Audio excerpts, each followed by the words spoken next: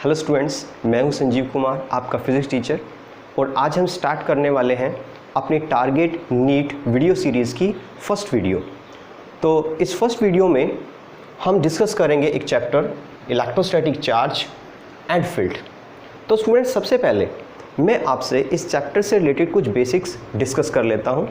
उसके बाद कुछ बेसिक्स के ऊपर जो भी क्वेश्चंस या न्यूमेरिकल्स नीट में बनेंगे वो आपके साथ डिस्कस करूंगा। तो स्टूडेंट, आइए स्टार्ट करते हैं। सबसे पहले हमारा टॉपिक रहेगा Coulomb's law. What is Coulomb's law? Student, Coulomb's law दो पॉइंट चार्जेस के बीच में जो भी फोर्स ऑफ इंट्रैक्शन रहेगा, दैट इज अट्रैक्शन और रिपल्शन रहेगा, उसको कैलकुलेट करने के लिए बनाया गया। तो as per Coulomb's law, the force of attraction और repulsion between two point charges directly proportional to the product of magnitude of the charges and inversely proportional to the square of the distance between the charges। अगर इस proportion sign को हटाया जाए तो एक constant आएगा k, q1 q2 upon r square. Now student, इस k की वैल्यू डिपेंड करती है दो बातों पर। एक डिपेंड करती है इन दोनों चार्जेस के बीच में मीडियम क्या है, और दूसरा डिपेंड करता है हम कौन सा सिस्टम ऑफ यूनिट फॉलो कर रहे हैं। अगर मैं बात करता हूं इन सीजीएस सिस्टम, अगर हम सीजीएस सिस्टम की बात करें, k की वैल्यू 1 होती है, k is equal to 1, but medium हम क्या ले रहे हैं? मीडियम ले रहे हैं वैक्यूम या एयर, फॉर एयर और वैक्यूम। तो स्टूडेंट, हमारा ये फॉर्मूला बन जाएगा F which is k which is 1 q1 q2 upon r square. तो ज़्यादातर ये फॉर्मूला आपको देखने को नहीं मिलेगा, बट जो SI सिस्टम में हम बात करते हैं, इन SI सिस्टम k की वैल्यू होगी 1/4 पाई एप्सिलॉन नॉट, जिसकी वैल्यू है 9 × 10⁹ न्यूटन मीटर स्क्वायर पर कूलम स्क्वायर। और ये भी किसके लिए? मीडियम क्या यूज़ कर रहे हैं? फॉर एयर और वैक्यूम। हम एयर और vacuum as a medium use कर रहे हैं दो चार्जेस के बीच में। नाउ यहाँ पर ये क्या है? This is permittivity. परमिटिविटी क्या होता है स्टूडेंट? परमिटिविटी को आप जस्ट एक सिंपल लैंग्वेज में परमिशन बोल सकते हो। ये डिसाइड करती है कि किसी मटेरियल में से कितनी इलेक्ट्रिक लाइंस पास करेंगी। तो परमिटिविटी डिपेंड करती है मीडियम के ऊपर। मीडियम के चेंज होने से परमिटिविटी चेंज हो जाती है। एप्सिलॉन नॉट लगा है तो इसका मतलब ये जो परमिटिविटी है इसे एब्सोल्यूट परमिटिविटी बोलेंगे या परमिटिविटी ऑफ फ्री स्पेस बोलेंगे। तो इसकी वैल्यू क्या है? इसकी वैल्यू है 8.85 × 10⁻12 कूलम स्क्वायर पर न्यूटन मीटर स्क्वायर। तो स्टूडेंट, अगर ये वैल्यू मैं पुट करता हूँ यहाँ पर, तो मेरे पास फाइनल फॉर्मूला बनता है F which is 1/4 pi epsilon naught q1 q2 upon r square. तो स्टूडेंट, कूलम्ब्स लॉ में सबसे ज़्यादा ये वाला फॉर्मूला यूज़ होने वाला है। इसके साथ मैं बात करता हूँ, अगर मैं वैक्यूम के अलावा कोई दूसरा मीडियम, डाई इलेक्ट्रिक मीडियम, ये डाइलेक्ट्रिक मीडियम क्या होते हैं? Dielectrics are just the insulators. Dielectric insulators होते हैं। जैसे ये पेन प्लास्टिक का है, बट इसे अगर मैं अपने हेयर के साथ रब करता हूँ, इसके ऊपर चार्जेस डेवलप हो जाते हैं due to friction, that is called frictional electricity.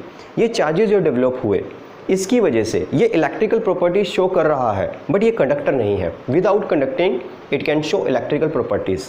सो इसे मैं एक डाइलेक्ट्रिक मीडियम बोलता हूँ। इसी तरह plastic, paper, cotton, silk, rubber, ebonite, बहुत सारे ऐसे मटेरियल हैं जो कि डाइलेक्ट्रिक मटेरियल है।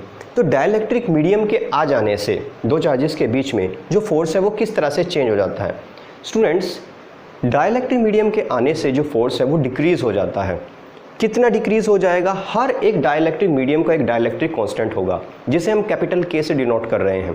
तो जो न्यू फोर्स होगा with dielectric medium, with dielectric medium having dielectric constant capital K, तो मेरा जो न्यू फोर्स होगा वो होगा F' which is equal to F divided by capital K। तो स्टूडेंट, मेरा जो फोर्स होगा, जो चार्जेस के बीच में जो फोर्स था, जब उन चार्जेस के बीच में वैक्यूम या एयर एज मीडियम था, अब डाइलेक्ट्रिक मीडियम के आने से जो न्यू फोर्स है वो k टाइम्स डिक्रीज हो गया है। तो आप ये कह सकते हो ये जो परमिटिविटी है ये एप्सिलॉन नॉट से एप्सिलॉन मीडियम बन गई है। तो ये कैसे लिखा जा सकता है? यू कैन से F, जो कि ये नया फोर्स है F' 1/4 pi epsilon medium Q1 Q2 upon r square. Student कई जगह एक रिलेशन भी सामने आया है, जैसे डाइलेक्ट्रिक कांस्टेंट। डाइलेक्ट्रिक कांस्टेंट क्या होता है? डाइलेक्ट्रिक कांस्टेंट को K से डिनोट करते हैं, इसे रिलेटिव परमिटिविटी भी बोला जाता है, इसको एप्सिलॉन आर भी बोल सकते हो। बेसिकली ये रेशियो होता है force between the charges placed in vacuum to the force between the same charges placed in given medium. Now इसका जब रिलेशन सॉल्व करते हैं तो रिलेशन आता है epsilon medium by epsilon naught. अगर मैं क्रॉस मल्टीप्लाई करता हूँ तो epsilon medium is equal to epsilon naught into epsilon r आ जाता है, और एप्सिलॉन आर के बराबर होता है, तो एप्सिलॉन मीडियम की वैल्यू एप्सिलॉन नॉट इंटू के आ जाता है। अगर आप इसे चेंज करना चाहते हैं तो इसकी जगह आप लिख सकते हो एप्सिलॉन नॉट इंटू के। तो स्टूडेंट ये फॉर्मूला यही बन जाएगा, क्योंकि 1/4 pi epsilon naught Q1 Q2 by r square, ये हमारा वही इनिशियल फॉर्मूला है जो हमने तब बनाया था जब चार्जेस के बीच में वैक्यूम था। तो आपका नया फॉर्मूला एफ डैश कन्वर्ट हो जाता है एफ डिवाइडेड बाय के, जो कि हम ऑलरेडी लिख चुके हैं। तो स्टूडेंट इस तरह से मीडियम के आने से फोर्स चेंज हो जाता है। तो स्टूडेंट ये है हमारा बेसिक कूलम्ब्स लॉ। अब कूलम्ब्स लॉ मैंने पूरा एक्सप्लेन किया है, तो यूज़ कैसे करते हैं क्वेश्चन के अंदर वो आपके सामने लेके आया हूँ। ओके, हमारा फर्स्ट क्वेश्चन है 2 point charges A and B having charges plus Q and minus Q respectively are placed at certain distance apart and force acting between them is F। दो चार्जेस हैं, एक प्लस Q चार्ज है, एक minus Q charge है, दोनों के बीच में एक फोर्स है capital F। If 25% charge of A is transferred to B then force between the charges becomes, इसके ऑप्शन में यहाँ पे लिख रहा हूँ, A ऑप्शन में है 4F/3, B ऑप्शन में है F, C ऑप्शन में है 9F/16 और D में है 16F/9। तो स्टूडेंट ये क्वेश्चन नीट 2019 में आया हुआ है, नीट 2019 का ये क्वेश्चन है। तो स्टूडेंट कैसे सॉल्व करना है ये क्वेश्चन? हमारे पास 2 बॉडीज गिवन है, suppose there is a body A and there is a body B। अभी इनिशियल इनके बीच में जो फोर्स है वो है F which is equal to K Q1 Q2 upon distance square. Let's consider इनके बीच में डिस्टेंस R है। जो पहला चार्ज है वो है प्लस Q, इसके पास अभी चार्ज कितना है प्लस Q, और इसके पास है माइनस Q चार्ज। तो दोनों को मल्टीप्लाई करें तो Q स्क्वायर। मैं यहाँ नेगेटिव साइन नहीं लिख रहा हूँ, नेगेटिव साइन सिर्फ ये बता रहा है इन दोनों के बीच में अट्रैक्शन है। तो अभी सिर्फ ये अट्रैक्शन को शो कर रहा है, मैग्नीट्यूड हम यहाँ पर ले रहे हैं, तो हमारे पास ये फॉर्मूला आ गया फोर्स का, दिस वन। अब क्या हुआ, इस चार्ज से 25% मीन्स 1/4 पार्ट यहाँ से चला गया, यहाँ से Q/4 चला गया और यहाँ पर Q/4 ऐड हो गया, ये ट्रांसफ़र हो गया। तो कितना चार्ज हो गया? अगर इसे सॉल्व किया जाए तो यहाँ पर बन गया है 3Q/4 और यहाँ बन चुका है 3Q/4। बट यहाँ देखा जाए तो यहाँ पॉजिटिव का है, यहाँ देखा जाए तो ये नेगेटिव का है, -3Q/4। अब जो नया फोर्स होगा दोनों के बीच में F डैश होगा विच इज़ के Q1 3Q/4 इंटू -3, क्योंकि हमें मैग्नीट्यूड चाहिए, 3Q/4 divide by distance square F dash which is के Q स्क्वायर Q स्क्वायर 3/4 इसे आप लिख सकते हो 3 3 9/16 R स्क्वायर। तो सुनिए ये मेरे पास क्या है, ये ऑलरेडी हमने सॉल्व कर रखा है which is F which is initial force, F dash which is 9/16 F. So the right option will be 9/16 F. C is the right answer. Now next question. Suppose the charge of a proton and an electron differs slightly. One of them is -E and the other is E plus delta E. Student यहाँ पर given है कि proton और electron का जो charge है वो थोड़ा सा डिफरेंट है, एक -E है और एक E प्लस डेल्टा E है। If the net of the electrostatic force and the gravitation force between 2 hydrogen atoms, यहाँ हाइड्रोजन एटम्स की बात हुई है, placed at a distance D apart is 0 then delta E is of the order of, delta E का order वो पूछ रहा है वो क्या होगा। डेल्टा ई कोई चार्ज है, उसका ऑर्डर बताना है, वो होगा 10 की पावर -23 कूलम, या बी ऑप्शन है 10 raise to power -37 coulomb, C option है 10 रेज़ टू पावर -47 कूलम, और डी ऑप्शन है 10 raise to power -20 coulomb. So student किस तरह से ये सॉल्व होगा? सबसे पहले हम कंसीडर कर लेते हैं कि जो चार्जेस गिवन है वो कौन कौन से चार्जेस, किस किस के चार्ज है। सबसे पहले बोला गया था इलेक्ट्रॉन का एक चार्ज है, तो charge on electron, charge on electron minus E, charge on proton E plus delta ई, दोनों में स्लाइटली डिफरेंस बताया गया है। उसने पूछा है कि जो हाइड्रोजन एटम है उसमें आपस में जो ग्रेविटेशनल फोर्स है और जो इलेक्ट्रोस्टैटिक फोर्स है वो ज़ीरो है, वो टोटल सम ज़ीरो है, मतलब both are equal and opposite. तो हमें ये पता लगाना है कि जो डेल्टा ई है उसका ऑर्डर क्या है। तो सबसे पहले स्टूडेंट हाइड्रोजन के वन एटम का टोटल चार्ज कितना होगा? टोटल चार्ज ऑन H11, आपको पता है हाइड्रोजन में एक सेंटर के ऊपर, सेंटर के न्यूक्लियस में एक प्रोटॉन है न्यूट्रॉन के साथ, और इलेक्ट्रॉन चक्कर लगा रहा है, तो जो टोटल चार्ज होगा दोनों का समअप हो जाएगा। तो जो टोटल चार्ज होगा वो होगा -E plus delta E, that is delta E charge है हाइड्रोजन के एक एटम पे। देख लेते हैं उनके बीच में इलेक्ट्रोस्टैटिक फोर्स कितना होगा। Electrostatic force 1/4 pi epsilon not, जिसे आप के लिख सकते हो। अगर मैं 1/4 पाई एप्सिलॉन लिखूँ तो ठीक रहेगा। Q1 Q2 delta E square हो जाएगा, डिस्टेंस को हम r कंसीडर कर लेते हैं। Now gravitation force, gravitation force कितना होगा? ग्रेविटेशन फोर्स का फॉर्मूला होता है G m1 m2। मास हमें वैसे क्वेश्चन में गिवन है, वैसे जो प्रोटॉन का जो मास होगा वो 1.67 10 की पावर -27 किलोग्राम होगा। तो आप 1.67 into 10 raise to power -27 square लिख सकते हैं, क्योंकि दोनों ही जो मास है वो सेम है, क्योंकि दोनों ही हाइड्रोजन एटम है और इनके बीच का डिस्टेंस है r स्क्वायर। तो इसे सॉल्व करें तो r स्क्वायर से r स्क्वायर कैंसिल हो जाता है।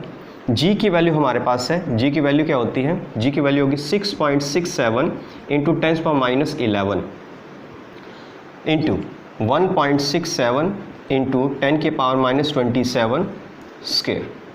बेटे यहाँ से हमें चाहिए डेल्टा ई स्क्वायर की वैल्यू, तो ये टर्म रिवर्स होकर उधर चली जाएगी, 4 pi epsilon not divide by 1। तो सुनिए इसे हमें सॉल्व करना है।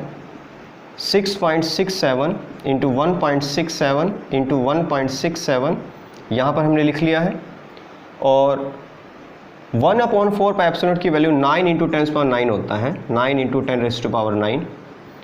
तो यहाँ पर आ जाएगा 10 रेज़ टू पावर -11।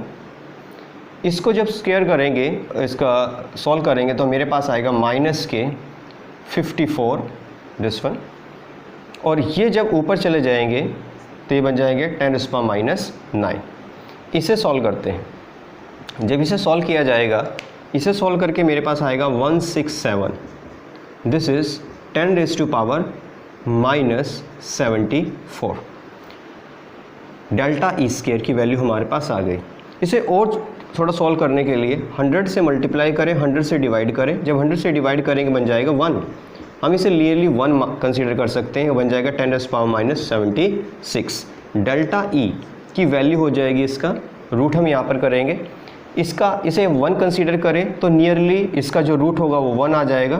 तो ये हमारे पास रूट आएगा 1, delta E nearly equal to 1 into, जब इसका रूट कैंसिल करेंगे तो हमारे पर वैल्यू आएगी 10 रेज़ टू पावर -37 अप्रोक्स। तो स्टूडेंट हमारे पास जो ऑर्डर आया चार्ज का वो ऑर्डर है 10⁻⁻37, तो B will be the right option. Student ये कैलकुलेशन जो है आप स्लो करेंगे, आप इसे करके देखेंगे, क्योंकि यहाँ पे थोड़ी कैलकुलेशन है, थोड़ा टिपिकल है, तो इसको थोड़ा सा टाइम देंगे। जब सॉल्यूशन करेंगे तो आपके सामने बिल्कुल आंसर सामने हो जाएगा। तो आपको सिर्फ अप्रोक्स के पास जाना है और अप्रोक्स जो है वो इनसे मैच करेगा। सो this is the question. Now next question is, two identical charge spheres suspended from a common point by two massless strings of length L। Student हमारे पास दो स्फीयर्स हैं, चार्ज्ड हैं, और उन्हें एक स्ट्रिंग से सस्पेंड किया गया है जिस स्ट्रिंग की लेंथ L है।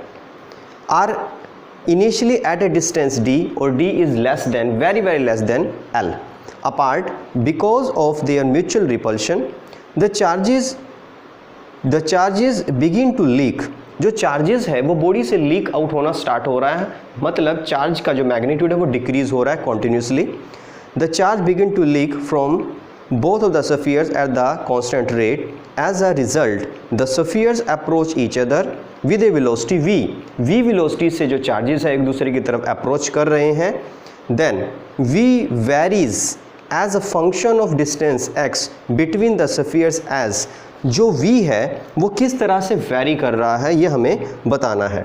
ऑप्शन ए है v डायरेक्टली प्रोपोर्शनल x की power -1/2, b v directly proportional x की power -1, c v directly proportional x की power 1/2, d v directly proportional x। तो स्टूडेंट ये क्वेश्चन नीट 2016 का है, नीट 2016। स्टूडेंट जिस तरह से गिवन है, सबसे पहले हम इस डायग्राम को कंप्लीट करते, वो कहना क्या चाह रहा है, दो चार्ज स्फीयर्स हैं, उसे एक थ्रेड की हेल्प से उन्हें इस तरह से हैंग किया हुआ है, क्योंकि रिपल्शन की वजह से वो एक दूसरे से दूर जा रहे हैं। कंसीडर कर लो इन दोनों के बीच का जो डिस्टेंस है x है, क्योंकि ये डिस्टेंस वेरी कर रहा है, फिक्स नहीं है, इसलिए इसको मैं d कंसीडर नहीं कर सकता। ये लेंथ l है, ये एंगल जो ये थ्रेड बना रहा है ये थीटा कंसीडर कर लेते हैं। अभी इन दोनों के बीच में एक रिपल्सिव फोर्स रहेगा जिसकी वजह से एक दूसरे को रिपेल करेंगे, डेट इज f। अब ये जो स्ट्रिंग है इसमें एक टेंशन T होगी, वो टेंशन T इसको दो रेक्टेंगुलर कंपोनेंट में आप रिजोल्व कर सकते हो। दिस वन जो वेट है वो mg नीचे की तरफ रहेगा, ये जो वैल्यू है और ये जो वैल्यू हो, ये कौन सा कंपोनेंट रहेगा, क्योंकि ये एंगल थीटा है तो ये एंगल भी थीटा ही रहेगा। तो ये बनेगा आपके पास t cos थीटा और ये कंपोनेंट बनेगा t sin थीटा। तो कौन कौन से फोर्सेस बैलेंस हो रहे हैं पहले वो लिख लेते हैं।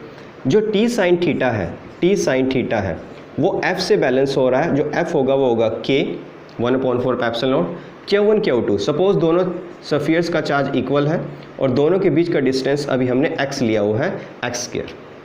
नाउ t cos थीटा ये किससे बैलेंस हो रहे हैं, ये बैलेंस है mg से। इसको इक्वेशन नंबर 1 कंसीडर करो, इसको इक्वेशन नंबर 2 कंसीडर करो। अगर दोनों को डिवाइड कर दिया जाए तो मेरे पास आ जाएगा sin by cos tan theta which is equal to k² upon mg x²। तो ये मेरे पास एक रिलेशन आ गया। ओके, नाउ स्टूडेंट इसके साथ ही कुछ ज्योमेट्री से हमें कैलकुलेशन मिल सकती है।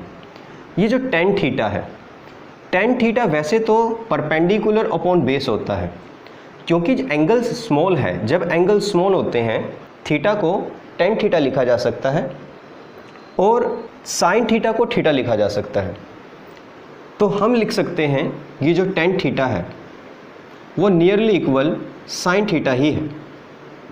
अगर मैं यहाँ sin थीटा की वैल्यू कैलकुलेट करूँ, sin थीटा की वैल्यू क्या होगी, अगर ये बेस है तो ये परपेंडिकुलर होगा, ये हाइपोटेन्यूस होगा, परपेंडिकुलर ऑफ हाइपोटेन्यूस। ये कंप्लीट x है तो आधा पोर्शन x/2 हो जाएगा, x/2 डिवाइडेड बाय l। तो ये टर्म आ जाएगी। तो tan थीटा की जगह इस इक्वेशन में आप x/2 l लिख सकते हो। Therefore x by 2l which is equal k q square upon m g x square. तो आप इसे क्रॉस मल्टीप्लाई करके यहाँ ले जा सकते हो। ये बनेगा x cube which is equal k q square m g 2 into l. Okay, तो स्टूडेंट यहाँ पर देखें के एक कॉन्स्टेंट है, चार्ज वेरिएबल है, एम जी कॉन्स्टेंट है और लेंथ भी कॉन्स्टेंट है। तो कहीं ना कहीं एक्स क्यूब डायरेक्टली प्रोपोर्शन है एल स्क्वायर क्यू स्क्वायर के। इसे लिख सकते हैं कि जो क्यू है वो डायरेक्टली प्रोपोर्शनल एक्स की पावर 3/2 है। तो आप इसे ऐसे सॉल्व कर सकते हैं। तो अगर इसे डिफरेंशिएट किया जाए तो D Q by D T time के रिस्पेक्ट में प्रोपोर्शनल रहेगा 3/2 x 3/2 minus 1 that is 1/2 into D x upon D T. Student D x by D T velocity होगा। तो यहाँ पर जो विलोसिटी है ये कांस्टेंट है। उसने पहले बताया था कि जो rate of flow of charge है वो कांस्टेंट है। तो यहाँ पर इसे कांस्टेंट कंसीडर किया जाए तो D x by D T जो कि एक विलोसिटी है, विलोसिटी वो डायरेक्टली प्रोपोर्शनल होगी 1 अपॉन, इसे डिवाइड में लिया जा सकता है 1 अपॉन एक्स की पावर 1/2 के। और you can say v is directly proportional x की पावर -1/2। तो स्टूडेंट हमारा राइट ऑप्शन जो बनेगा वो बनेगा v is directly proportional x की power -1/2। A will be your right option. Now question number 4, 2 pith balls carrying equal charges are suspended from a common point by strings of equal lengths. The equilibrium separation between them is r. Now the strings are slightly rigidly clamped at the half the height. The equilibrium separation between the balls now become. Option दिया है और diagrams भी given है इसके अंदर। Option है 2r upon √3, B option है 2r/3, सी option है 1/√2 स्क्वायर और डी ऑप्शन है r of cube root r divide cube root of 2। पूछा गया है एक डायग्राम से, सपोज 2 बॉल्स हैं, वो इस तरह से इनिशियली हैं। This distance is y and this distance is r। वो कह रहा है अगर हम इसे कुछ इस तरह से क्लैम्प करें, इस डिस्टेंस के हाफ पर क्लैम्प करें, तो ये जो न्यू डिस्टेंस होगा दिस वन, ये होगा r डैश। ये पूछ रहा है कि ये r डैश क्या होगा, यही हमें कंसीडर करना है कि ये r डैश क्या होगा। तो स्टूडेंट स्टार्ट करते हैं क्वेश्चन। सबसे पहले कंडीशन को समझते हैं जैसे डायग्राम दिया हुआ है। सपोज करो अगर ये चार्ज है, इसका कोई मास है, चार्ज बॉडी का मास है, तो ये वेट नीचे की तरफ होगा, दोनों में रिपल्शन होगा तो फोर्स इस साइड लगेगा which is equal to F, जिसकी वैल्यू हम कैलकुलेट कर लेंगे। अगर यहाँ पर टेंशन T है और ये एंगल थीटा है तो इस टेंशन के भी 2 रेक्टेंगुलर कंपोनेंट्स बनेंगे इस तरह से। ये बनेगा, अगर ये एंगल थीटा है तो एंगल भी थीटा है, T कोस थीटा, और ये रहेगा T sine theta. Okay student, तो इसे बैलेंस करें तो अगेन हमारे पास एक इक्वेशन बनेगी T sine theta which is equal F which is equal K Q square upon दोनों के बीच का डिस्टेंस r है तो r स्क्वायर। इसी तरह T sine theta which is equal mg, दोनों को डिवाइड किया जाए तो साइन बाय कोस, सॉरी यहाँ आएगा cos theta, sine by cos tan theta which is k Q square upon mg r square. अगर हम अब इसे बैलेंस करें, जब इसे बैलेंस किया जाएगा इसी तरह से वेट नीचे की तरफ होगा mg, टेंशन T होगी क्योंकि एंगल अब चेंज हो चुका है, ये डैश हो जाएगा, इसको T डैश कंसीडर करेंगे, T dash cos theta dash, इसका एक कंपोनेंट इस साइड होगा, T dash sine theta dash, और यहाँ पर एक फोर्स F डैश लगेगा। तो बैलेंस करें तो T dash sine theta dash which is equal to force which is K Q square upon R dash square.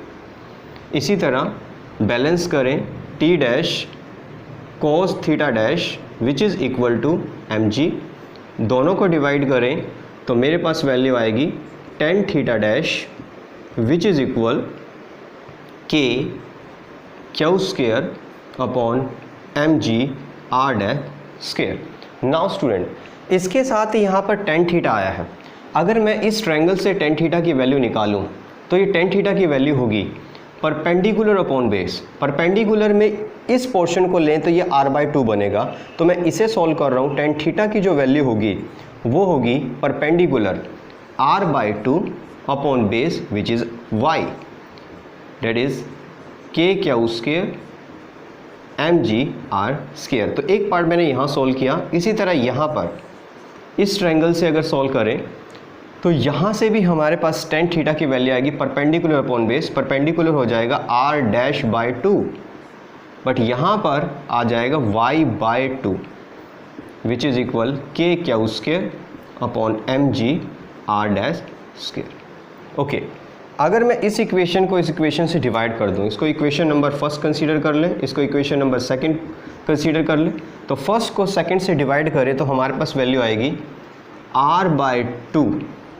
r/2y, उसको इस पोर्शन से डिवाइड करें, अगर डिवाइड करें तो इस तरह से लिखा जाएगा r'/2 y/2। ओके स्टूडेंट, तो इस तरह से मैं इसे कैलकुलेट कर रहा हूँ। यहाँ पर आ जाएगा k Q square upon mg r square. Okay, तो यहाँ पर इसके डिवाइड में आएगा k Q square mg r dash square. k से k कैंसिल हो रहा है, क्यू स्क्वायर से क्यू स्क्वायर, mg से mg कैंसिल हो रहा है। यहाँ पर क्या कैंसिल हो रहा है, 2y से 2y कैंसिल हो रहा है। यहाँ पर हमारे पास बना r/2r dash which is r dash square r square. अगर क्रॉस मल्टीप्लाई करें तो 2r dash cube which is equal r cube, 2 divide में ले जाएं तो r dash cube which is r cube by 2, ये क्यूब उस साइड लेके जाएं तो क्यूब रूट हो जाएगा, तो r dash which is equal cube root of r cube upon 2। तो इसका क्यूब रूट से क्यूब कैंसिल हो जाएगा, तो आंसर आएगा r dash r divide by cube root of 2। This is your right option, and which is the option D. D is your right option. So this is the question. Now next question, question number 5th. Question is, two positive ions each carrying a charge Q are separated by a distance D. If F is the force of repulsion between the ions, the number of electrons missing from each ion will be. So number of electrons missing हमें calculate करना है। Option दिया है A which is equal 4πε0 FD square divided by E square. B option है root 4πε0 FE square divided by D square. C option है root 4πε0 FD square divide by E square, and D option है 4πε0 FD square divided by q square. तो this is the question. Okay student, तो start करें। यहाँ पर हमारे पास क्या given है, हमें गिवन है कि दो चार्जेस हैं, और दोनों चार्जेस के बीच में एक फोर्स है equal to 1/4 pi epsilon naught Q1 Q2 अपॉन d square. You can write it Q square, क्योंकि हमें चार्ज चाहिए, चार्ज से ही नंबर ऑफ इलेक्ट्रॉन्स हम निकाल सकते हैं, क्रॉस मल्टीप्लाई करें 4 pi epsilon naught d square into F, और Q की वैल्यू हो जाएगी root 4 pi epsilon naught d square into F. Q as per quantization of charge Q is equal to n होगा root 4 pi epsilon naught d square F. तो आपके पास E की value आएगी 4 pi epsilon naught d square F. तो student यहाँ पर जब E डिवाइड में जाएगा, इसे रूट के अंदर लिखना है तो आप इसे लिख सकते हो 4 pi epsilon naught d square F by E square. So this is your right option and this answer will match 4 pi epsilon naught F d square E square. C is your right option. So this is your question. Now next question. Question number 6. Student, question is, when air is replaced by a dielectric medium of constant capital K, the maximum force of attraction between two charges separated by a distance. A option है increases K times, B है remains unchanged,